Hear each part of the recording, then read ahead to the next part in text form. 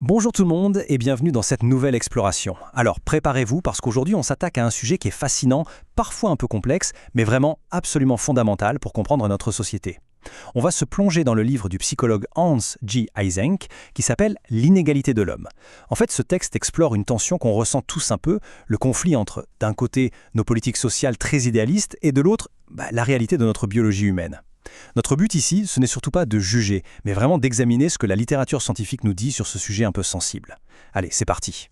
On commence tout de suite avec une question qui pose les bases.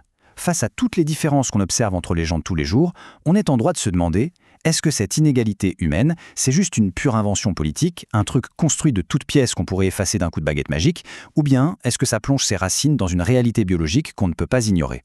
Gardez bien cette réflexion en tête, car c'est littéralement le grand fil conducteur de tout notre décryptage d'aujourd'hui.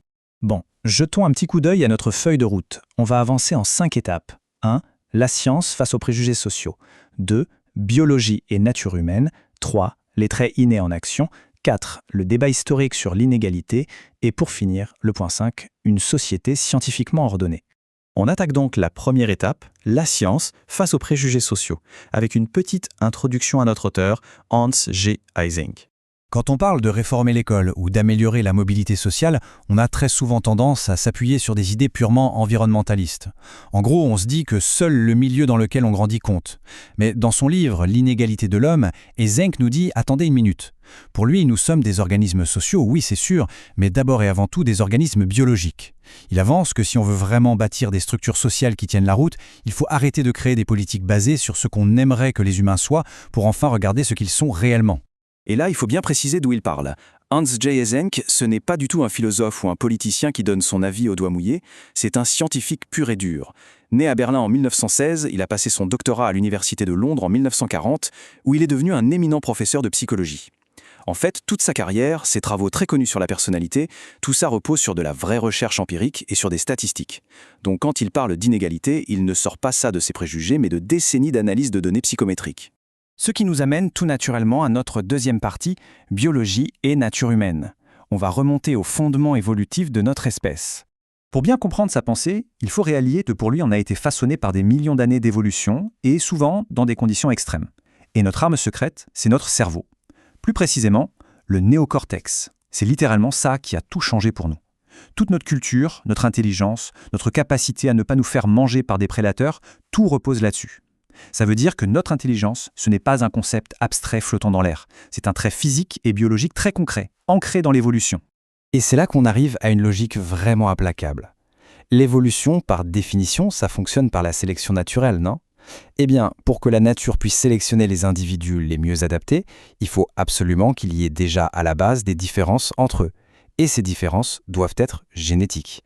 Donc si l'évolution humaine est réelle, ce qu'elle est, on est bien obligé d'admettre que des différences génétiques innées existent aussi. Pas seulement pour la couleur de nos yeux, mais aussi pour des traits super complexes liés à notre survie, comme la personnalité ou l'intelligence. Passons à la troisième section, les traits innés en action.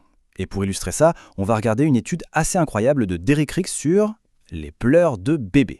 Pour prouver qu'un comportement complexe peut être inné et non pas appris par l'environnement, le chercheur Derek Rix a fait une expérience très maligne. Il a enregistré les pleurs de tout petits bébés dans 4 situations bien précises. Un bébé qui a faim, un bébé surpris par quelque chose de nouveau, un bébé frustré et un bébé qui fait une sorte de petit son pour dire bonjour quand sa mère revient. Spontanément, on a souvent tendance à croire que les bébés apprennent à pleurer d'une certaine façon pour manipuler leur entourage et obtenir ce qu'ils veulent, n'est-ce pas ? Eh bien, ce qui est vraiment intéressant avec cette diapo, c'est le résultat de l'écoute. Quand Henrix a fait écouter ses bandes sonores à des parents, c'est fou, presque aucun parent n'a été capable de reconnaître la voix de son propre bébé. Par contre, ils ont tous reconnu immédiatement pourquoi le bébé pleurait. Ça prouve que chez un bébé normal, le programme du pleur est inné et universel, il est codé génétiquement. A l'inverse, l'étude a montré que les enfants autistes n'avaient pas ce modèle génétique de base. Leur pleur était appris et unique. Du coup, leur maman reconnaissait bien la voix de leur enfant, mais n'arrivait pas à savoir s'il avait faim ou s'il était surpris. C'est une illustration parfaite qui montre à quel point certains de nos comportements sont littéralement câblés dès la naissance. On passe à la 4e étape, le grand débat historique sur l'inégalité. De Rousseau à Huxley jusqu'à Haldane. Prenons un instant pour reculer un peu. Parce que cette friction entre la biologie et nos idéaux, ce n'est franchement pas nouveau. On va suivre ça à travers 3 grands moments de l'histoire. D'abord en 1754, avec le philosophe Jean-Jacques Rousseau. Ensuite, Gros saut dans le temps, en 1890 avec la réponse du biologiste T.H. Huxley. Et pour finir, en 1932, avec les recherches du généticien J.B.S. Haldane. C'est passionnant de voir comment ces grands cerveaux se sont répandus à travers les siècles. Tout commence, ou presque, avec Rousseau. Dans son fameux discours, il trace une ligne hyper claire entre deux types d'inégalités. Il y a l'inégalité physique, donnée par la nature, comme la force, la santé ou l'âge, et puis il y a l'inégalité politique, ou morale, qui est basée sur des conventions humaines, comme la richesse ou les privilèges. Cette ligne de séparation super nette, c'est devenu la base de nos idéaux modernes. On se dit que les inégalités sociales sont purement artificielles et qu'un bon changement politique peut toutes les régler. Mais attention, en 1890, le biologiste T.H. Huxley arrive et met les pieds dans le plat. Fort de ses connaissances en biologie de l'évolution, il pose la question qui dérange. Il demande « Est-ce qu'on est bien sûr de pouvoir séparer ces deux choses ? Est-ce que les structures sociales, les classes, ne seraient pas tout simplement les conséquences directes de nos inégalités physiques et naturelles à la base ?» En fait, Huxley reproche à Rousseau d'avoir fait l'autruche face à la réalité biologique. Et ce qui rend cette histoire complètement folle, c'est l'alliance intellectuelle qui s'est créée ensuite. On a d'un côté T.H. Huxley, un scientifique du 19e siècle aux idées très conservatrices, et de l'autre, J.B.S. Haldane, un immense généticien du XXe siècle qui était ouvertement communiste. Politiquement, ils sont à l'opposé total. Et pourtant, ils arrivent exactement à la même conclusion. L'existence de différences humaines innées est un fait biologique absolu. Haldane n'a pas laissé son idéologie politique déformer la vérité scientifique. Et ça, c'est une leçon d'objectivité remarquable.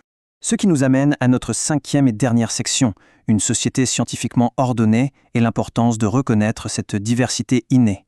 Alors, admettons qu'on accepte que nos différences sont en grande partie dictées par la génétique. Ça change quoi pour nous ? Eh bien, il y a un paradoxe énorme soulevé par Haldane. L'idée de l'éducation pour tous, c'est souvent d'arriver à une égalité parfaite. Mais c'est en fait l'inverse qui risque de se produire. Imaginez un instant une société parfaite où l'environnement serait exactement le même pour tout le monde. Même école, même nourriture, mêmes opportunités. Que se passe-t-il ? Si on supprime toutes les différences environnementales, les seules différences qui resteront entre les gens seront par définition d'origine génétique. Autrement dit, plus on égalise les chances, plus notre diversité naturelle et nos différences de talent deviennent visibles et déterminantes. Du coup, Haldane, tout comme Eysenck, nous lance un avertissement assez profond. Pour eux, le vrai progrès social, ce n'est pas de nier notre biologie ou de se battre contre la nature humaine. Ils comparent cette diversité innée à la météo. Dans une société vraiment rationnelle, on l'accepterait comme un fait naturel. On peut l'étudier, on peut s'y préparer, mais on ne peut pas forcer le soleil à briller par décret, vous voyez ? Eh bien, c'est pareil pour notre nature profonde. Ce qui nous laisse avec cette réflexion finale, vraiment vertigineuse pour clore notre analyse. Le livre d'Eysenck vient bousculer tout ce qu'on croyait savoir.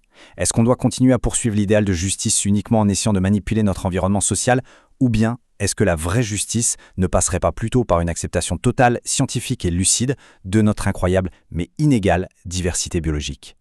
C'est une sacrée question à méditer. Merci énormément d'avoir suivi cette exploration avec moi, j'espère que ça vous a fait réfléchir et on se retrouve très vite pour un prochain décryptage.